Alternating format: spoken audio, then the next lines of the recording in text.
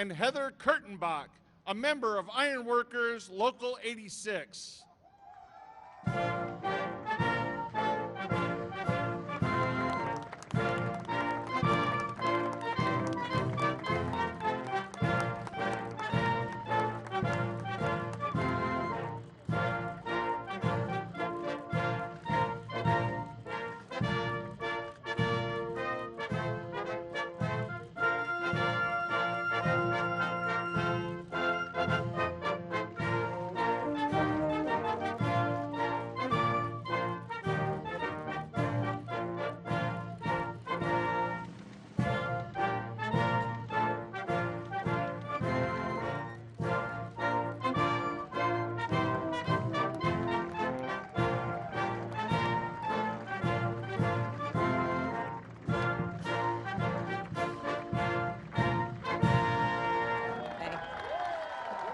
Please welcome Heather Kurtenbach. In a moment. Please have a seat. President Joe Biden, Speaker Nancy Pelosi, Majority Leader Chuck Schumer, cabinet members, Congress members, governors and mayors, and my fellow Americans. This is an historic day. In the middle of the Civil War, President Abraham Lincoln started construction on the Transcontinental Railroad. In the middle of the Great Depression, President Franklin Roosevelt finished construction on the Hoover Dam.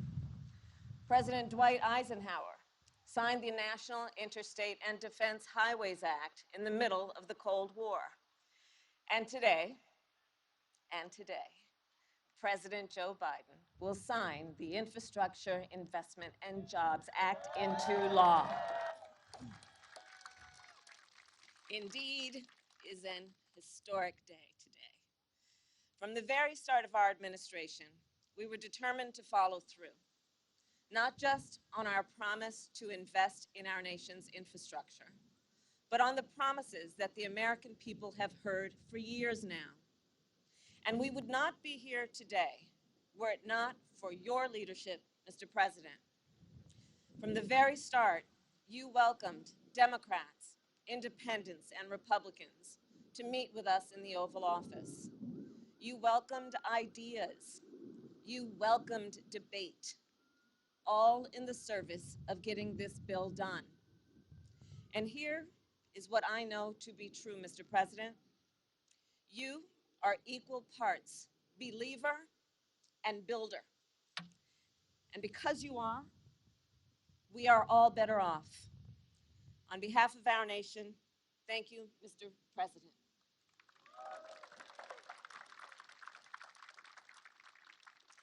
And of course, our administration did not arrive at this day by ourselves. We are also here because of leaders in the House and the Senate who worked on this bill together, who voted for this bill. And we are here because of the millions of Americans who believed that we could get this done. Well, we got it done, America. We got it done. In many ways, this day embodies our character as a nation. It demonstrates exactly who we are. We are believers through and through. We see what can be unburdened by what has been. We are as bold as we are determined to do big things. The Infrastructure Investment and Jobs Act proves that. It proves that in America, we have the courage to believe a better future is possible and to build it together. After this bill is signed into law, millions more Americans will go to work in good-paying, good union jobs. Americans like Jovan Johnson, a carpenter I met in Nevada, who said that she has, quote, built her career on infrastructure and fed her family on infrastructure. Americans like Jeff Bird, a line design technician I met with in New Hampshire. He attaches fiber to utility poles to keep up with the demand for high-speed internet. Or Leslie Kilgore, an engineer I met with in North Carolina, whose team is building electric school buses. Or Walter Cody, a construction inspector with whom I met, who is working to get clean water to families in California. This will be a nationwide effort, the likes of which we have not seen in a generation. It will make our country more competitive, and it will deliver on our nation's and our administration's commitment to equity. Now, this bill, as significant as it is, as historic as it is part one of two.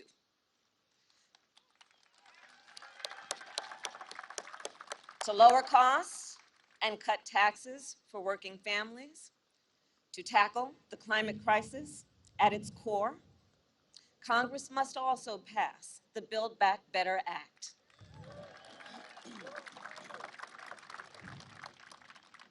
The work of building a more perfect union did not end with the railroad or the interstate, and it will not end now. So on this historic day, let us all continue to believe in our people, believe in our country, and believe in what we can do when we work together. Thank you all. May God bless you, and may God bless America. Please welcome Heather Kurtenbach.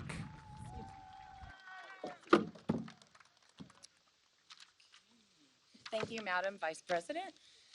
As a proud union ironworker from Local 86 in Seattle, Washington, I am honored to be here at the White House on this historic day for workers like me and our country.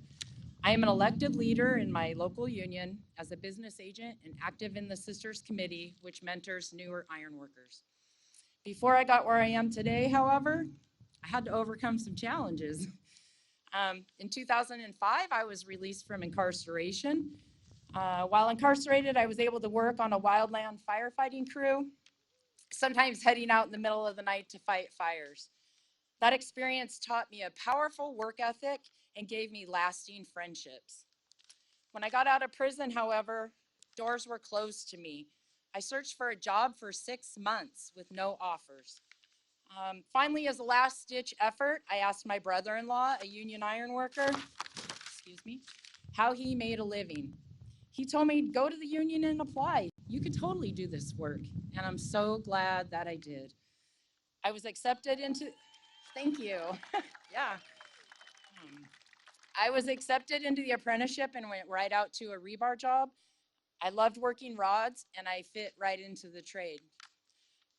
I graduated from my apprenticeship at an uncertain time. The Great Recession 12 years ago was more of a depression for the construction industry. And many of my fellow journeyman workers, my co-workers, couldn't find work. Luckily, the Obama-Biden administration passed the Recovery Act that created a vital lifeline of jobs as the economy recovered, yes. Just like this infrastructure law will do for workers today, enabling them to rebuild America and take care of their families over the coming years. Roads and bridges, rail, transit, airports, water, a whole generation of our nation's infrastructure will be built, creating good union jobs for people just like me. It invests in historically disadvantaged communities, creating jobs and opportunities for people of every race, gender, and background. I'm proud to stand here today and represent the most diverse labor movement in history. Nearly half of my local's apprentices are women or people of color. And this law empowers unions to keep building the middle class, leaving no one behind. Most of all, I'm proud to stand here as an American in this moment. In our line of work, you have to trust one another to get the job done. And throughout this process, I knew we could trust someone to get this law done. Someone who understands what workers like me are going through and who always believes in us and what we can do if given a chance. I never imagined in a million years that I would be standing here today, Yeah. Um, but that's what's great about America. Thank you. Thank you. Oh, thank you. Thank you.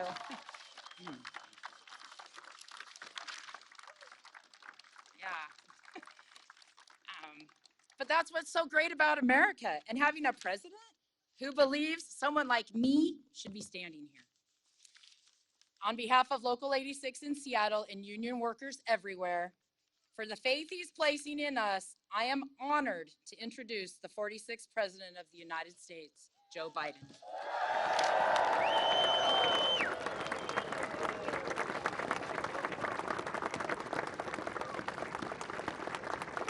Thank you, thank you, thank you.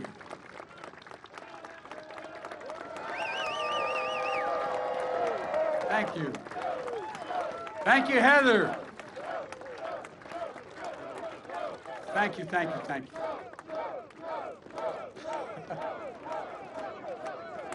Well, thank you. Heather, you thought you're surprised you're standing here. Jill was very surprised I'm standing here. Well, Heather, thank you for the introduction. And I can't look over here because the sun's shining in my eyes, but all this other crowd over here, thank you, thank you, thank you, thank you for all you've done. Look, thanks for sharing this day with us. Why this day matters to you and your fellow iron workers and your families, and you explained it well. For all the folks at home, I know this day matters to you as well. I know you're tired of the bickering in Washington, frustrated by the negativity, and you just want us to use and focus on your needs, your concerns, and the conversations that are taking place at your kitchen table. Conversations as profound as they are ordinary. How do I find work? And how do I get there? How can our small business thrive and our child succeed in school? Or how do we emerge from this pandemic, not just with a little bit of breathing room, but with real fighting chance to get ahead? When we ran for president, I thought maybe I could help answer some of those questions for you and the needs you have. Because every time I'd ride home on Amtrak, I'd go through just north of just south of Baltimore. I'd look out and go through a suburban neighborhood. I'd look in all those lights are on in the windows, Nance, and I'd look and I wonder, what are they talking about? I'm serious. Swear to God. What are they talking about sitting at that table? What are they talking about? They're talking about the things that I talked about at our kitchen table, Jill at hers, and all of you as well. And that's about how can we come together to be president for all Americans, to make sure our democracy delivers for you, for all of you. And I promised that we couldn't just build back to what it was before. We literally had to build back better. You couldn't build back.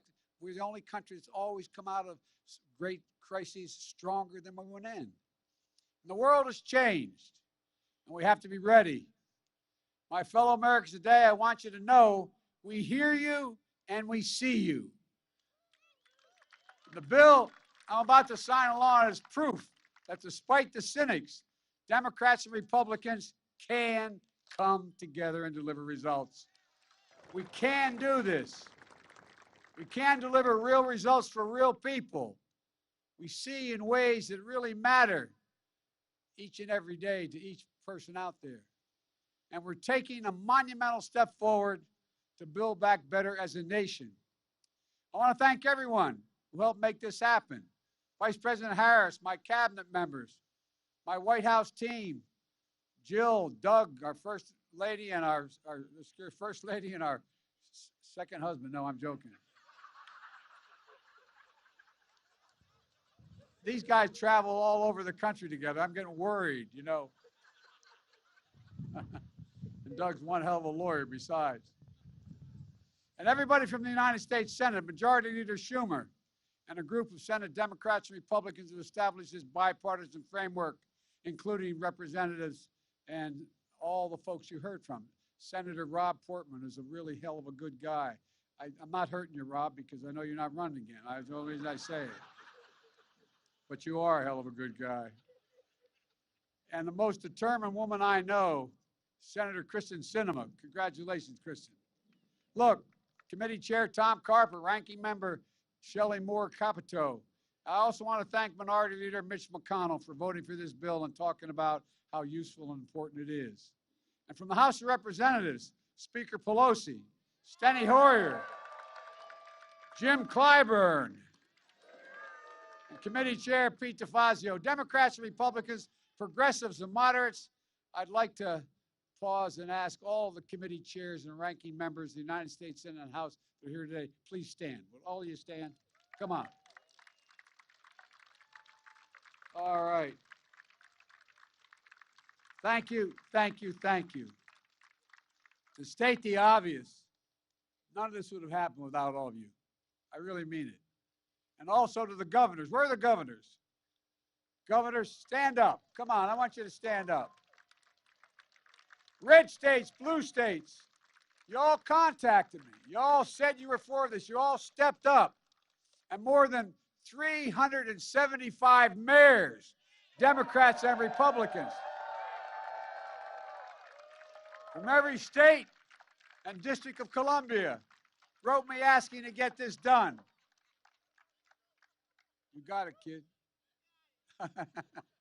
And nearly 50 of whom are here today, including Republican Mayor Fontana, who from Fontana, California, Mayor Warren, who spoke earlier, and county and state and tribal leaders as well, civil rights leaders, faith leaders, law. You know, this law was supported by business groups, the U.S. Chamber of Commerce, the National Association of Manufacturers, the Business Roundtable, representing 200 of the largest corporations in America, and other top business. I want to especially thank, and I'm sure you'll all, as we used to say in the Senate, I say in point of personal privilege, I want to thank organized labor, who understands this about jobs. You all stood up. Jobs, jobs, jobs, jobs. Special thanks to the AFL-CIO, the United Auto Workers, electrical workers, the IBW, the iron workers, it goes on, plumbers, pipe fitters, and the building trades, steel workers, who did I leave out?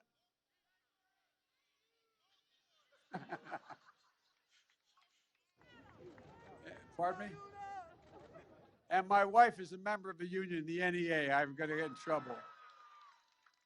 Machinists, so many more. Look, folks, for too long, we've talked about having the best economy in the world. We've talked about asserting American leadership around the world with the best and the safest roads, railroads, ports, airports. Here in Washington, we've heard countless speeches and promises and white papers from experts. But today, we're finally getting this done. So my message to the American people is this: America's moving again, and your life is going to change for the better. If you live in one of the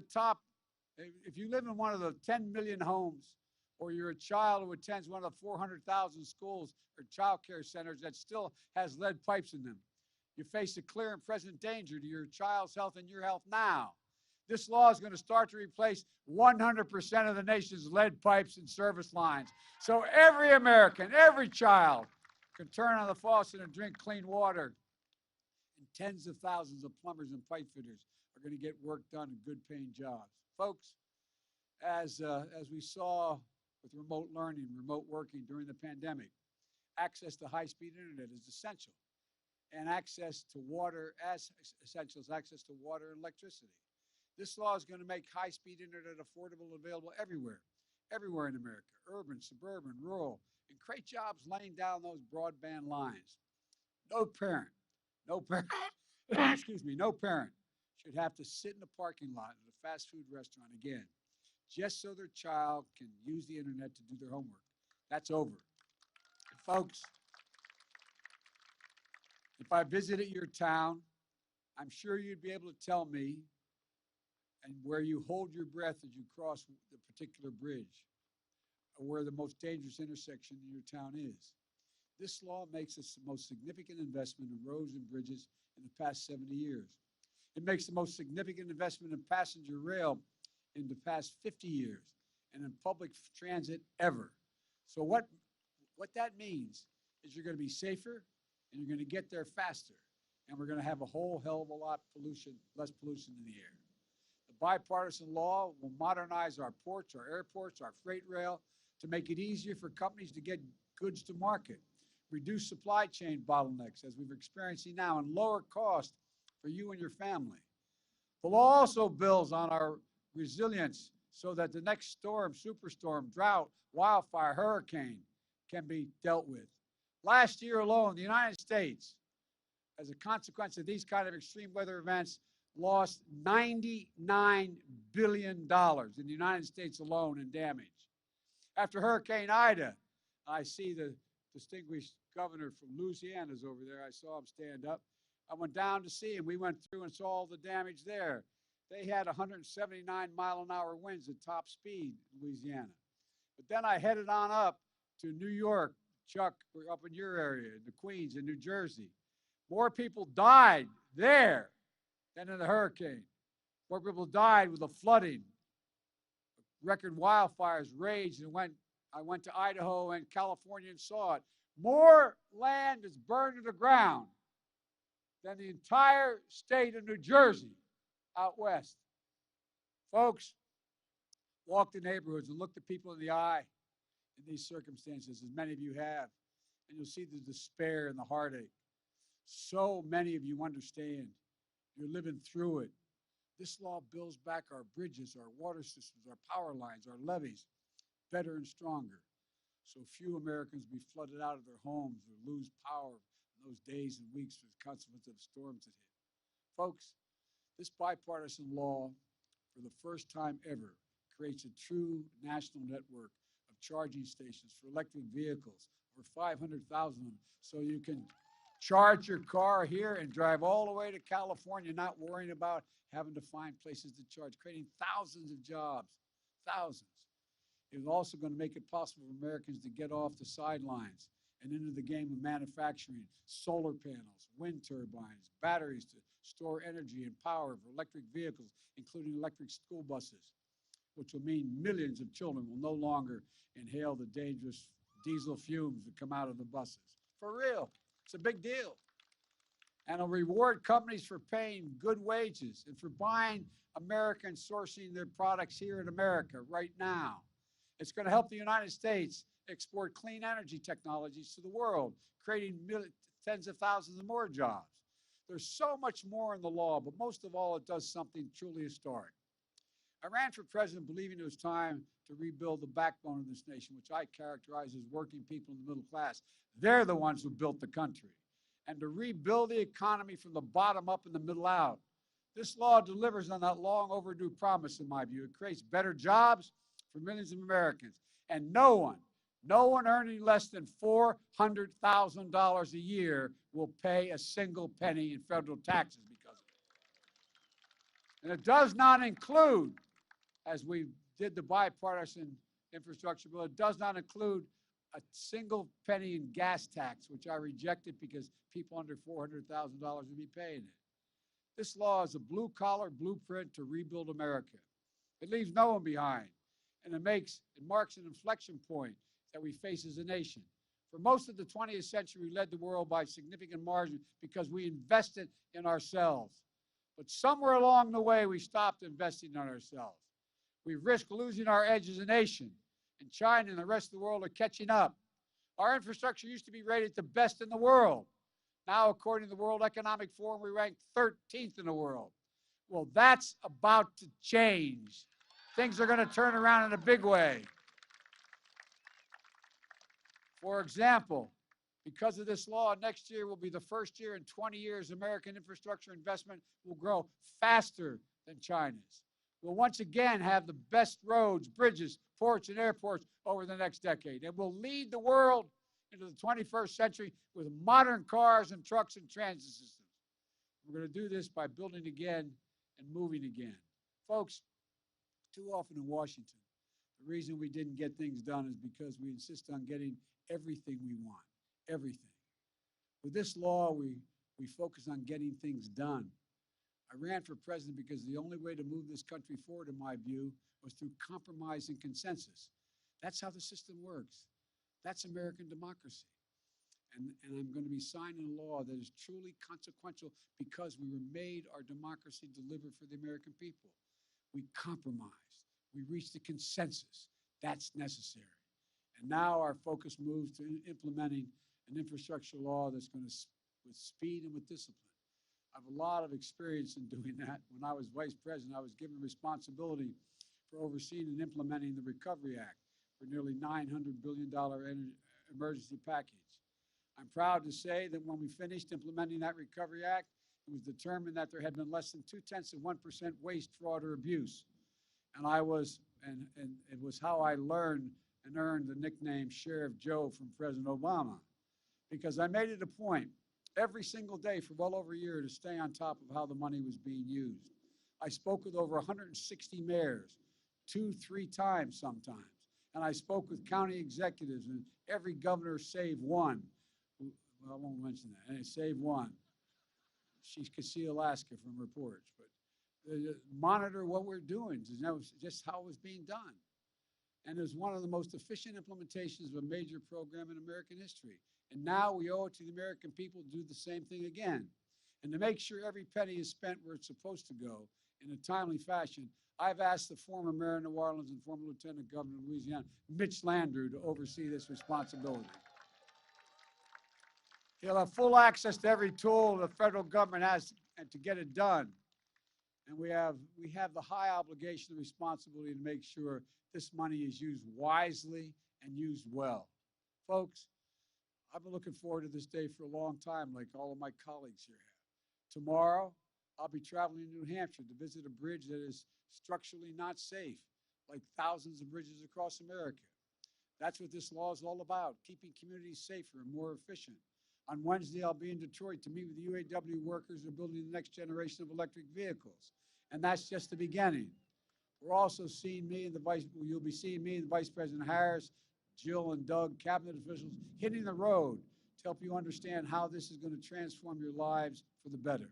And folks, when you see those projects starting in your hometowns, I want you to feel what I feel. Pride. Pride in what we can do together as the United States of America. Folks, you know, the same goes for my plan to build back better for the people, getting folks back to work and reducing costs of things like child care, elder care, housing, health care, prescription drugs, and meeting the moment on climate change. I'm confident that the House will pass this bill, and then we're going to have to pass it in the Senate. And it's fully paid for. It will reduce the deficit over long term, according to the leading economists in the world. And again, no one earning less than $400,000 will pay a single penny more in federal taxes. And together with the infrastructure bill, millions of lives will be changed for the better. Folks, let me close with this. Throughout our history, we've emerged from crises by investing in ourselves. During and after the Civil War has been referenced, we built the Transcontinental Railroad, uniting East and West and uniting America. During the Cold War, we built the interstate highway system, transforming how America lived their lives. And now we're emerging from COVID-19 pandemic and we'll build an economy for the 21st century. When I met with President of China, who I'm going to be speaking with tonight, several years ago, he asked me, we were in China, he said, could I define America? And I said, absolutely. It's the God's truth. I said, absolutely. I can define it in one word. Possibilities. Possibilities. There is no limit to what our people think we can do. And there is no limit to what our nation can do. And there is no one thing that I know more than this. It's never, ever been a good bet to bet against the American people. Never, never, never. Given half a chance, the American people have never, ever, ever let this nation down. And it's our job to give our people that chance. It's our job to come together and make sure we remain a nation of possibilities. As I look out in this crowd today, I see Democrats and Republicans, national leaders, local leaders, all elected officials, labor leaders, business leaders, and most of all, I see fellow Americans. I see America. Let's remember this day. Let's remember we can come together. And most of all, let's remember what we've got done for the American people when we do come together. I truly believe that 50 years from now, historians are going to look back at this moment and say, that's the moment America began to win the competition of the 21st century. So with confidence, optimism, with vision and faith in each other, let's believe in possibilities. Let's believe in one another, and let's believe in America. God bless you all, and may God protect our troops. Now let me sign this bipartisan bill.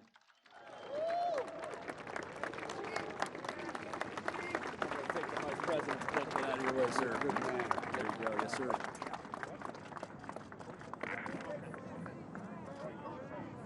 Oh, my mask.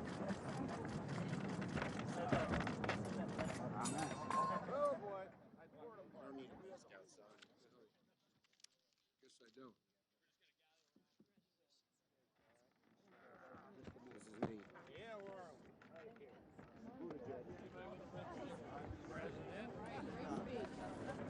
Hey guys, must be freezing. We were wondering when you were going to stop for a moment down the road today. I tell you what, I know what you mean. That's the only reason I did stop. Well, folks, I'm going to get you each a pen, but there's 30 of you up here. I only have one family. Breaking the dirty part. Sorry, Vice President, please. All right. Thank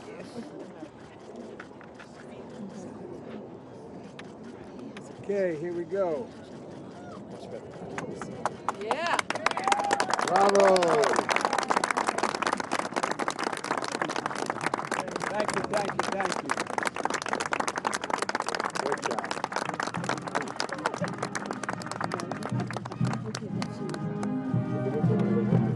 Everybody gets one.